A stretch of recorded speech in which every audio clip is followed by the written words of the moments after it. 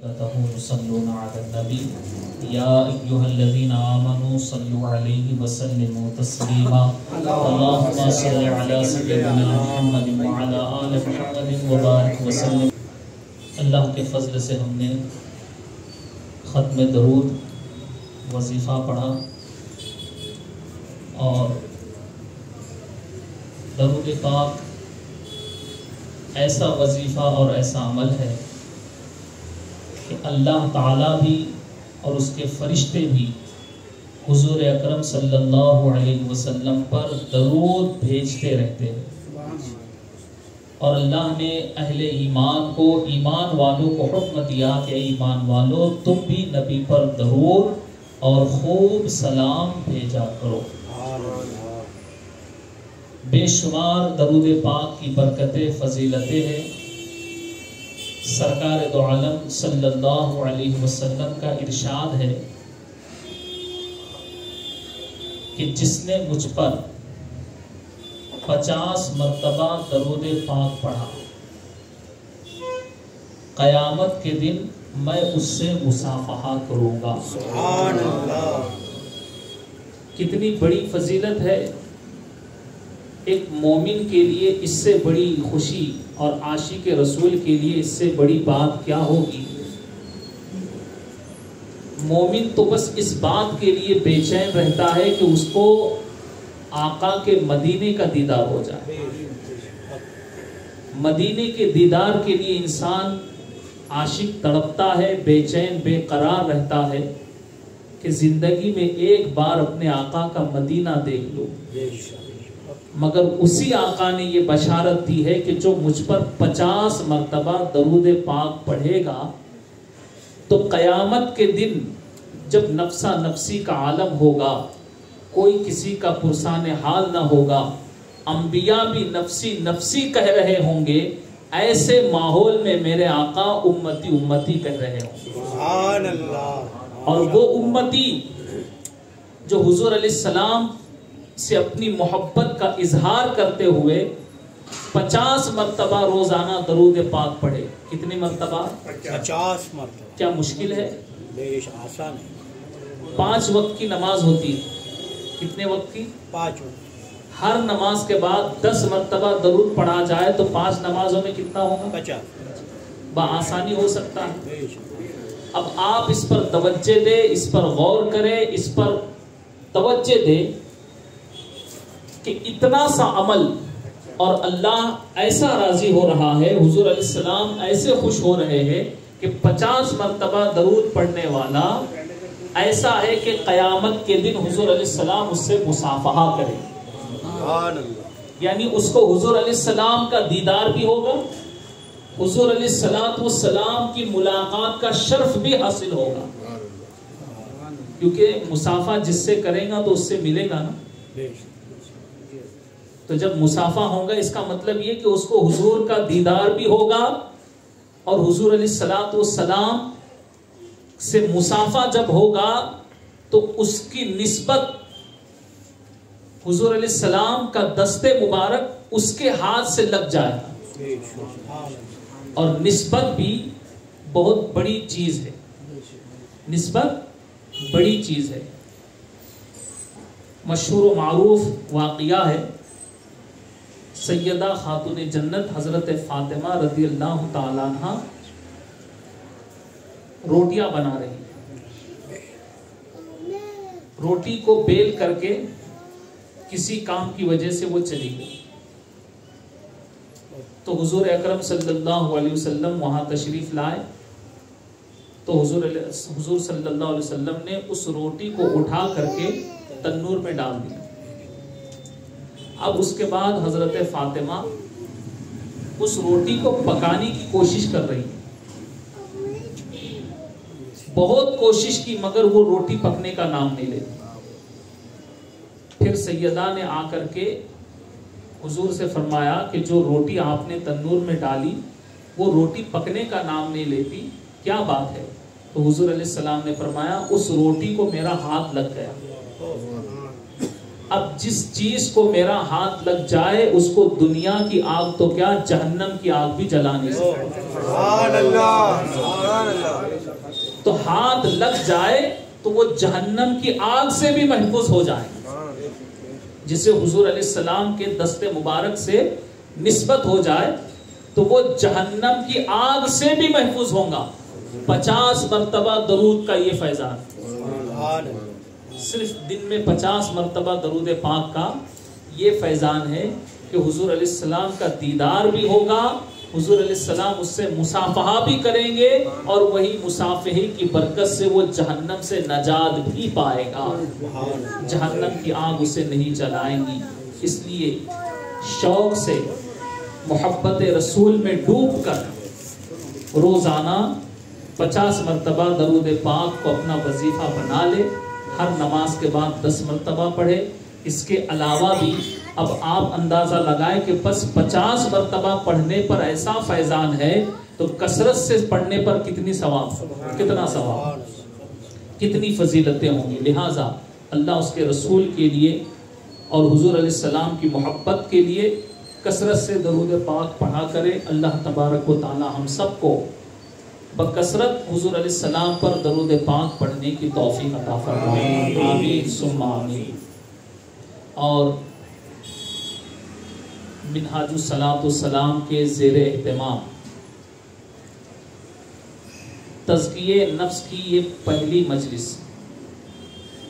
جس میں تزکیہ نفس جو خانقاہی طریقہ ہے، بزرگان دین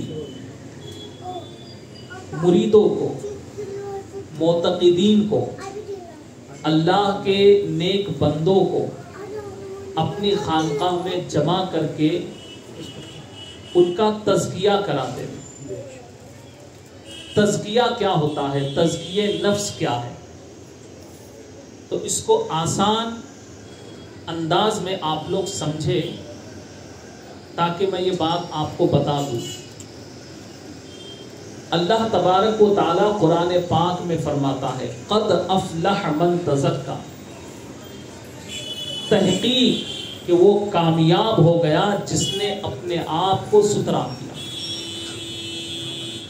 یہ ارشاد کسی دنیا دار کا نہیں، یہ پروردگار کا ہے۔ اللہ فرماتا ہے تحقیق قد افلح۔ اب تحقیق بھی کس کی ہے؟ آپ توجہ دیں، کوئی ریسرچ کرنے والا جو ہے وہ بہت گہرائی میں جاتا ہے نا، بہت ڈیپ میں جاتا ہے، مگر خداوند قدوس جو علم خدا کو ہے وہ علم کسی کو ہو سکتا ہے؟ ساری دنیا کے بڑے بڑے دانشور، بڑے بڑے علم والے، بڑے بڑے نالج رکھنے والے، بڑی سے بڑی معلومات رکھنے والے، وہ تمام علم رکھنے والے ایک طرف اور اللہ کا علم ایک طرف، تو اللہ کی تحقیق کو تو کوئی جان نہیں سکتا، مگر اللہ تعالی یہ فرما رہا ہے کہ تحقیق قد افلح، تحقیق کہ وہ فلاح پا چکا، وہ کامیاب ہو گیا، من تزکا، جس نے اپنے کو ستھرا کیا۔ ہمارا مزاج کیا ہے؟ ہم سننے کے عادی ہے، ہم سنتے اللہ کا ذکر ہے، دھیان دنیا میں، صحیح ہے نا؟ زبان پہ اللہ کا ذکر ہے، دل میں دنیا کا خیال ہے۔ ہم کو بزنس یاد آتا ہے، ہم کو کاروبار یاد آتا ہے، بیوی بچے یاد آتے ہیں، تو یہ جو ساری چیزیں ہیں اسے کہتے ہیں خواہشات۔ کیا کہتے ہیں؟ بولیے سب۔ میں سمجھانے کی کوشش کر رہا ہوں، خدا کرے کہ میں سمجھانے میں اور آپ سمجھنے میں کامیاب ہو جائیں۔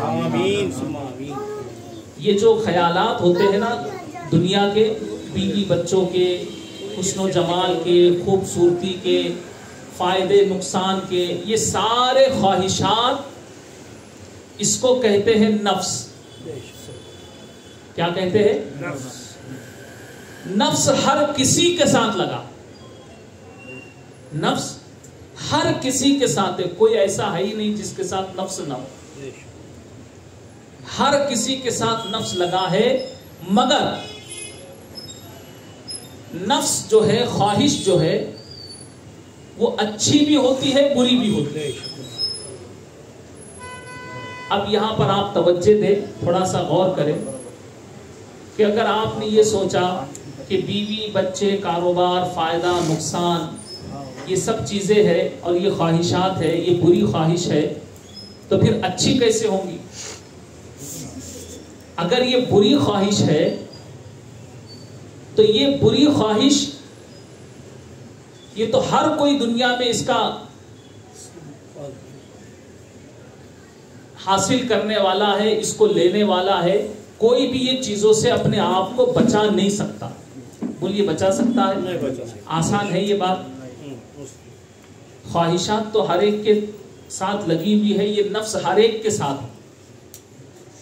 مگر یہ چیزیں جو ہم کو اپنے رب سے غافل کرے، اپنے رب سے دور کرے، وہ خواہشات بری ہے. اور وہ چیزیں جو تم کو اپنے رب کی یاد دلائے وہ خواہشات اچھی ہے. اب آپ تزکیے نفس کو سمجھیں. نفس پاک کرنا کیا ہے؟ نفس پاک کرنا. تزکیے نفس، قطع نفس نہیں. نفس کو توڑ دینا نہیں. بہت باریک بات بتا رہا ہوں. نفس کو توڑنا نہیں، نفس کو چھوڑنا نہیں، نفس کو پاک کرنا. کیا حکم ہے اسلام کا؟ پاک کرنا. کیونکہ ایک ایسی چیز ہے جس کو ہم ختم نہیں کر سکتے. ہو سکتی ہے ختم؟ بہت آسان بات بتاؤ. بھوک لگنا خواہش ہے نا؟ پیاس لگنا خواہش ہے. اگر اسلام حکم دیتا چھوڑ دو اس کو، کون اسلام قبول کرتا؟ بھائی جس مذہب میں کھانا پینا نہیں، کون قبول کرے گا؟ تو اسلام کسی خواہش کو ختم کرنے کی بات نہیں کہتا، پاک کرنے کی بات کہتا. اس کو پاک کر لو، جو غلط ہے اس کو صحیح کر لو، جو برا ہے اس کو اچھا کر لو. بھوک لگنا یہ خواہش ہے لیکن بری خواہش نہیں ہے. بھوک لگنے پر حرام نہ کھاؤ، حلال کھاؤ. پیاس لگنے پر حرام نہ پیو، حلال اور جائز چیزیں پیو. شربت نہ پیو کہ پیو کیونکہ حلال ہے، اور شراب کیوں؟ یہ تو سب کو معلوم ہے. مگر معلوم ہو کر بھی اگر انسان اس طرف جا رہا ہے تو گویا وہ اپنی بری خواہشات کی طرف مائل ہو رہا ہے. اب تزکیہ نفس سمجھ میں آیا کہ نہیں آیا؟ کیا سمجھ میں آیا؟ پوچھا تو پوچھو تو بتانا بڑا مشکل ہوگا. آسان بات یہ ہے کہ خواہشات ہر کسی میں ہے، خواہشات سے کوئی بچا نہیں ہے. مگر اسلام ہمیں یہ حکم دیتا ہے کہ جو بری خواہشات ہے اسے نکال دو اور اپنی خواہشات کو پاک کرو. کیا کرو؟ پاک کرو. قد افلح من تزکا، وہ کامیاب ہوا جس نے اپنے کو ستھرا کیا. اور جب نفس پاک ہوتا ہے، کیونکہ میں کچھ اور بات بتانا چاہ رہا تھا کہ میں چاہ رہا تھا کہ پہلے ظاہری صفائی کو بتاؤ پھر باطنی صفائی کو بتاؤ، مگر اتنا وقت بھی نہیں ہے اور نہ اتنی دلچسپی لوگوں میں، کیونکہ وقت زیادہ ہو تو آنکھیں زیادہ لال ہوں. تو میں نہیں چاہتا ہوں کہ آنکھوں کی لالی بڑھ جائے. اور اگر اس عنوان کو ہم غور سے سنیں تو یہ بہت گہرا عنوان. پاک کرنے کا حکم خدا دے رہا ہے کہ جس نے نفس کو پاک کیا وہ کامیاب ہو. کون ایسا ہے جو کامیابی نہیں چاہتا؟ ہر کوئی کامیاب ہونا چاہتا ہے، مگر کامیابی ملے گی کیسے؟ تو جس نے کامیابی بنائی وہی بتایا. جس نے کامیابی بنائی اس سے بہتر کوئی بتا سکتا ہے؟ اب اسی نے بتایا قد افلح من تزکا، وہ کامیاب ہوا جس نے اپنے کو ستھرا کیا، اپنے کو پاک کیا. تو پاک دو طریقے سے ہوتے. کیونکہ ناپاکی جو ہے وہ دو طرح سے، ایک جسمانی ہے ایک روحانی ہے، کیونکہ ہر انسان جو ہے وہ دو چیزوں کا مرکب ہے، دو چیزوں سے بنا ہے، جسم اور روح، اور دونوں میں سے کوئی بھی الگ ہو جائے تو کسی کام کا نہیں نا. روح اگر نکل جائے تو جسم کس کام کا؟ لیکن وہ جسم اسی وقت کام کا ہے جب تک اس میں روح ہے. تو جسم بھی ناپاک ہوتا ہے، روح بھی ناپاک ہوتی ہے. تو جسم کو بھی پاک کرنا ہے، روح کو بھی پاک کرنا ہے. اسی طرح ظاہری ناپاکی بھی ہوتی ہے، باطنی ناپاکی بھی ہوتی ہے. تو ظاہری ناپاکی کو دور کرنے کا طریقہ کیا ہے؟ اس کو پانی سے صاف کیا جائے. اس کو کیسے صاف کیا جائے؟ پانی سے صاف کیا جائے. اور باطنی صفائی، اس کو پانی نہیں لگتا لیکن بہت تھوڑے سے پانی میں وہ بھی صاف ہو جاتا. اور ظاہری صفائی کے لیے تو شاید پانی جس دن نہ آئے اس دن لوگ اپنے آپ کو ناپاک بھی رکھ لیتے ہوں گے، لیکن باطنی صفائی کے لیے صرف 2 بوند کافی ہے. 2 بوند بھی نہیں، 1 بوند بھی اگر شرمندگی کا، ندامت کا ہماری آنکھوں میں آ جائے تو بس یہی 1 بوند ہمارے گناہوں کا کفارہ بن جاتا ہے. تو ظاہری ناپاکی پانی سے پاک ہوتی ہے اور باطنی ناپاکی توبہ کے ذریعے پاک ہوتی ہے. یہ بات سمجھ گئے؟ اب پاکی جب دونوں طریقے سے ہم نے حاصل کر لی، ظاہری اور باطنی، تب ہم پاک ہو جائیں. اب میں اپنی بات کو یہاں پر روک دوں گا کیونکہ توجہ بہت ضروری ہے. یہ عنوان کوئی معمولی عنوان نہیں، اور اگر بہت غور سے سنیں گے تو یہ بات سمجھ سکتے ہیں. ظاہری اور باطنی ناپاکی، اس کو دور کرنے کا، جب تک ہم ان دونوں ناپاکیوں کو نہیں سمجھیں گے تو اس کو دور کیسے کیا جائے وہ بات ہمارے سمجھ میں نہیں آئے. تو پہلے ظاہری ناپاکی ہے، اس کے بعد باطنی ناپاکی. پہلے، اور یاد رہے ایسا نہیں کہ ہم ایک کی طرف توجہ دے کہ چلو ظاہر ہی کو پاک کرو اور باطن کی طرف بعد میں دھیان رکھیں گے. نہیں، بیک وقت ہم کو دونوں کا بھی دھیان رکھنا، کیونکہ ایک ہی وقت میں ہم کو ظاہری پاکی کو بھی دیکھنا ہے، باطنی پاکی کو بھی دیکھنا، جسم کی پاکی کو بھی دیکھنا ہے، روح کی پاکی کو بھی دیکھنا. ایک ہی وقت میں یہ دونوں بھی پاکی ہمیں دیکھنا ہے، اس پر توجہ دینا. تو پہلے ظاہری پاکی. اچھا، پاکی کیوں؟ ایسی کون سی خاص بات ہے کہ ہم اس پر توجہ دیں؟ تو میں پہلے آپ کو پوچھوں گا، سوال کروں گا، بتاؤ کوئی چیز اگر آپ کے پیر و مرشد پسند کرتے ہیں تو آپ کیا کریں؟ اس کو پسند کریں گے یا چیز وہ ان کو دینے کی کوشش کریں؟ آپ کے پیر کو وہ چیز پسند ہے، آپ بھی اس سے خوش ہوں گے نا. کوئی چیز اگر سرکار غریب نواز کو پسند ہے تو آپ بھی پسند کریں گے. کوئی چیز غوث پاک کو پسند ہے تو آپ بھی پسند کریں گے. اگر کوئی چیز نبی کو پسند ہے تو آپ پسند کریں گے. کوئی چیز خدا کو پسند ہے تو، اب اللہ تعالیٰ تو رب العالمین ہے نا، اس کو اگر کوئی چیز پسند ہے تو بندے مومن کو وہ چیز کتنی پسند ہونی چاہیے کہ یہ چیز کو کوئی دنیا دار نہیں، پروردگار پسند کر رہا. اور اللہ فرماتا ہے ان اللہ یحب التوابین ویحب المتطہرین، کہ اللہ پسند کرتا ہے توبہ کرنے والے اور پاک رہنے والے. اللہ پسند کر رہا، جو توبہ کرنے والے اور پاک رہنے والے ان کو کون پسند کر رہا ہے؟ اللہ پسند. اب جس کے دل میں اللہ کی محبت ہے، جو خدا سے محبت کرنے والا ہے، وہ توبہ کو بھی پسند کرتا ہے، پاک رہنے کو بھی پسند کرتا ہے. اب وہ اپنے ظاہر کو بھی پاک کرے گا، باطن کو بھی پاک کرے گا. تو پہلے ظاہری پاکی ہونا ضروری ہے. یہی وجہ تھی کہ ہمارے اسلاف اور بزرگان دین انہوں نے ظاہر کو بھی پاک کیا، باطن کو بھی پاک کیا. جب حضرت سیدنا فاروق اعظم رضی اللہ تعالیٰ عنہ بڑی شخصیت ہے، اور ایسی شخصیت کہ جن کے لیے حضور نے دعا کی کہ یا اللہ عمر کے ذریعے اسلام کو عزت عطا فرما. آپ اندازہ لگا ان کے مقام کا.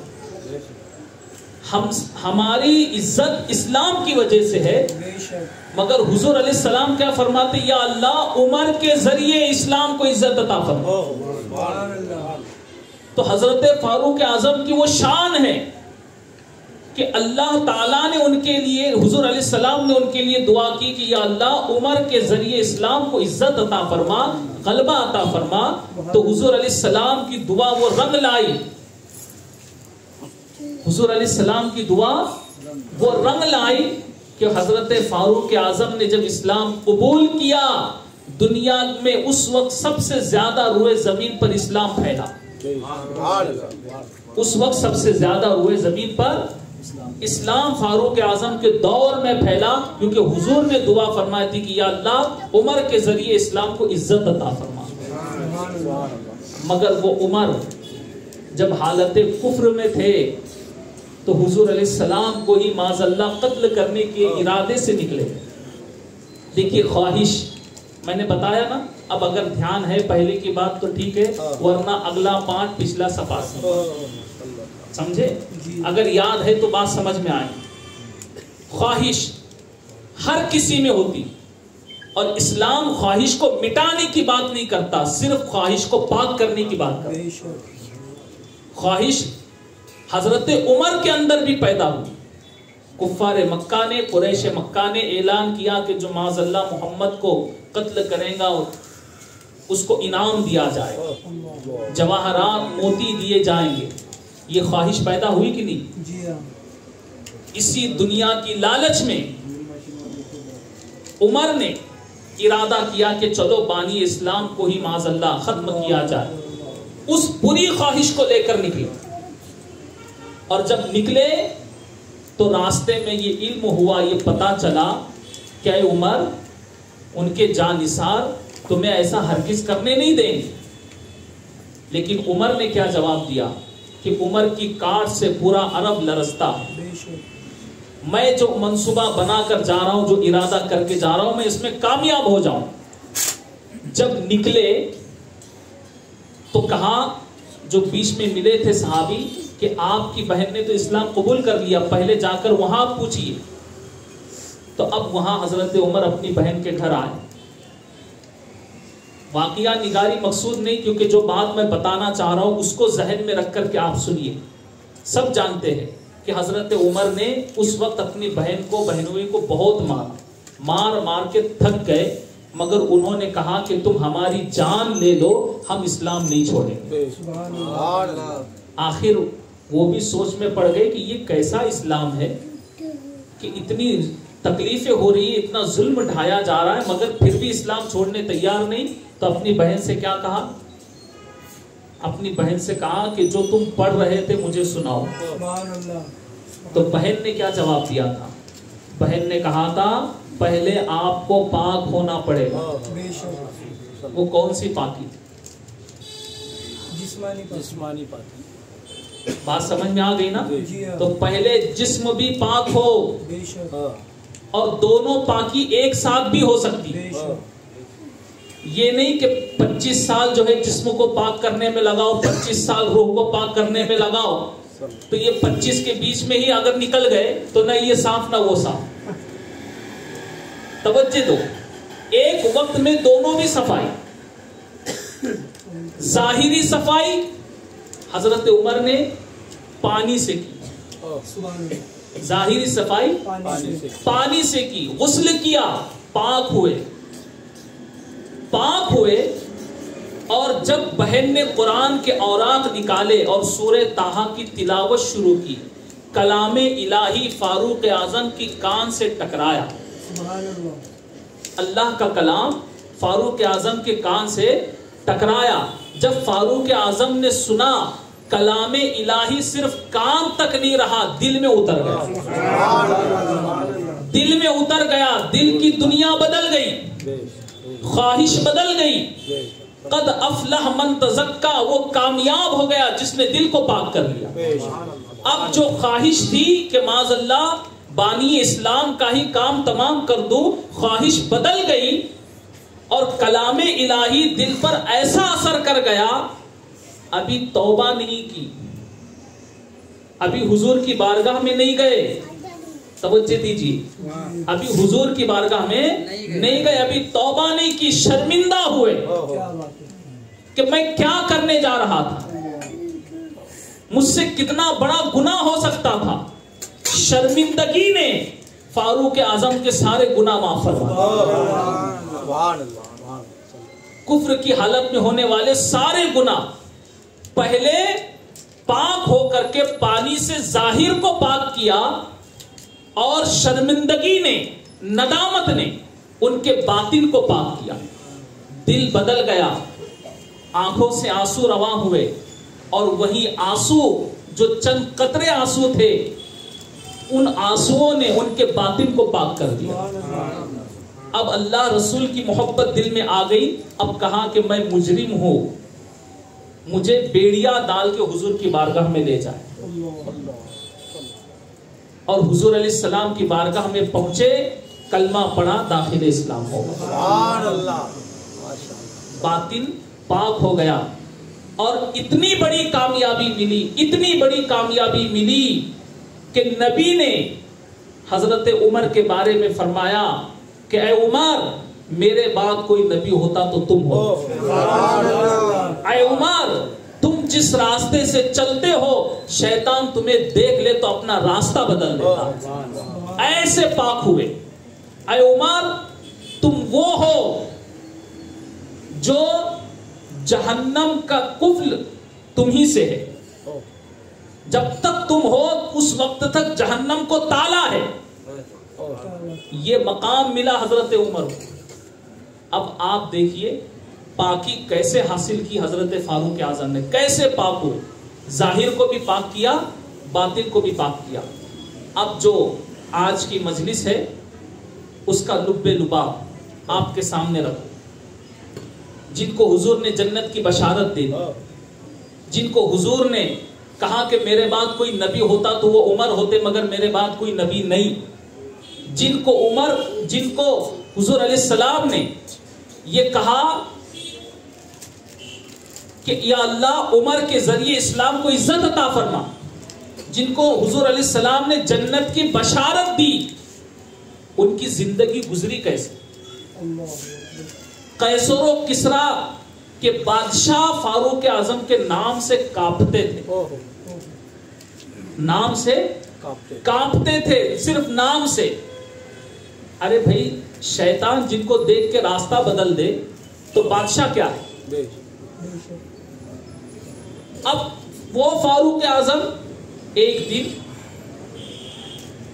لوگوں کے گھر جا رہے ہیں، تزکیہ نفس دیکھیے کیا ہے، بات کو سمجھنے کی کوشش کیجیے۔ فاروق اعظم لوگوں کے گھر جا رہے اور کہتے ہیں کہ بہشتی آیا ہے، اپنا پانی بھرا لو، پانی بھرنے والا آیا ہے، اپنا پانی بھرا لو۔ لوگوں نے کہا اے امیر المومنین، آپ تو خلیفہ وقت ہے، آپ کا مقام اتنا بڑا ہے، امیر المومنین ہے، آپ لوگوں کے گھر پانی بھر رہے ہیں؟ فاروق اعظم کا جواب سنیے۔ آپ فرماتے ہیں کہ مجھے یہ خیال گزرا، میرے دل میں یہ خیال آیا، نفس نے مجھے کہا، نفس سے بد، برے نفس نے، خواہش ابھر گئی اور یہ خیال آیا کہ عمر تم تو وہ ہو کہ جس کے نام سے قیصر و کسریٰ کے بادشاہ کانپتے ہیں۔ بس یہ خیال آنا تھا، اس نفس کو پاک کرنے کے لیے میں نے لوگوں کے گھر میں پانی بھرنا شروع کیا تاکہ میں اپنی حیثیت سمجھ سکوں۔ قد افلح من تزکا، وہ کامیاب ہوا جس نے اپنے آپ کو ستھرا کیا۔ اتنا بڑا مرتبہ ہونے کے بعد بھی اپنے آپ کو کچھ نہیں سمجھا، اپنی کوئی حیثیت نہیں.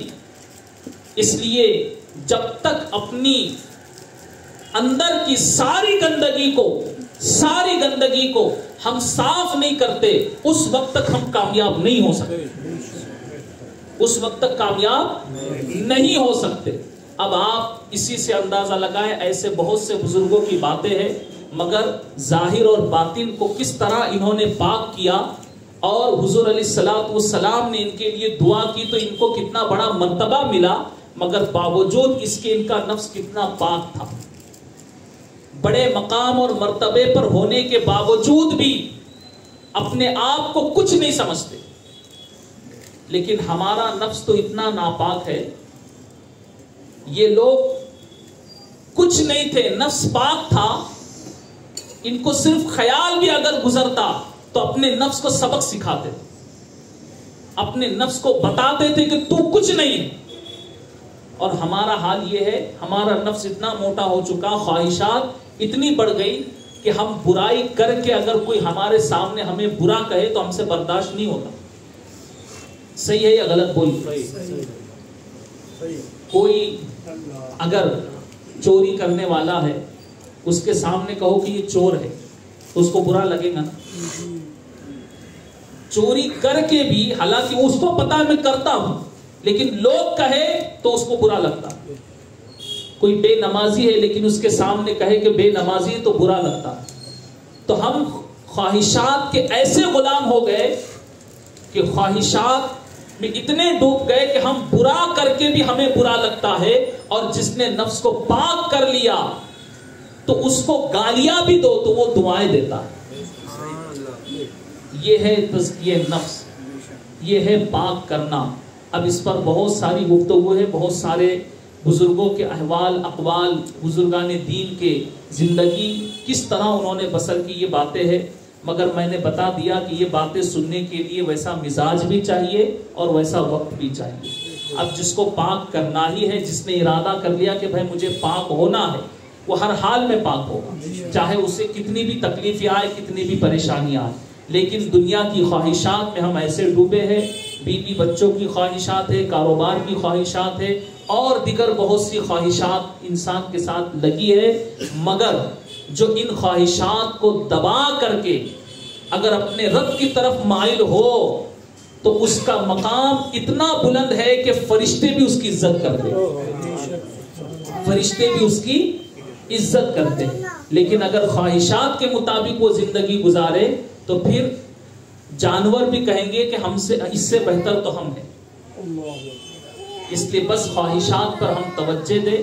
خواہش ہر کسی کے دل میں ہوتی ہے، ہر کسی کے ساتھ ہوتی ہے، مگر پاک کرنا یہ بہت ضروری ہے تاکہ ہم اپنے آپ کو کامیابی کی طرف لے جائیں. اور کامیابی پاک کرنے میں ہی ہے. کامیابی کس میں ہے؟ پاک کرنے میں. اب ہمارے دل میں خواہش ہے، اب میں نہیں جانتا ہوں کہ ہم کتنے پاک ہوں گے، کتنے ناپاک ہوں گے. رات میں پہلے ہی سے ارادہ ہوتا ہے کہ چلو آج رات آرام سے سوئیں گے، صبح آرام سے اٹھیں. فجر کا ارادہ کتنے لوگوں کا؟ سب سے پہلے. اب آج تقریر کر رہا ہوں اس لیے بول رہے ہیں. روز ارادہ ہوتا ہے. جس کا ارادہ مضبوط ہو حقیقت میں وہ ہر حال میں فجر میں اٹھتا، کیونکہ ارادہ ہی وہ مضبوطی ہے. اگر ارادہ نہیں ہے تو آپ کوشش کر لیں، آپ نہیں اٹھ پائیں. لیکن ارادہ اگر ہے تو ارادہ ضرور آپ کو کامیابی تک پہنچائے گا. اس لیے سب سے پہلے ارادہ کریں پاک ہونے کا. اللہ تبارک و تعالی ہم سب کو پاک ہونے کی توفیق عطا فرمائے، ہمارے ظاہر کو بھی پاک کرے، ہمارے باطن کو بھی پاک کرے، اور بزرگان دین کے صدقے ہمیں ان کی پاکی کا صدقہ عطا فرمائے. آمین ثم آمین.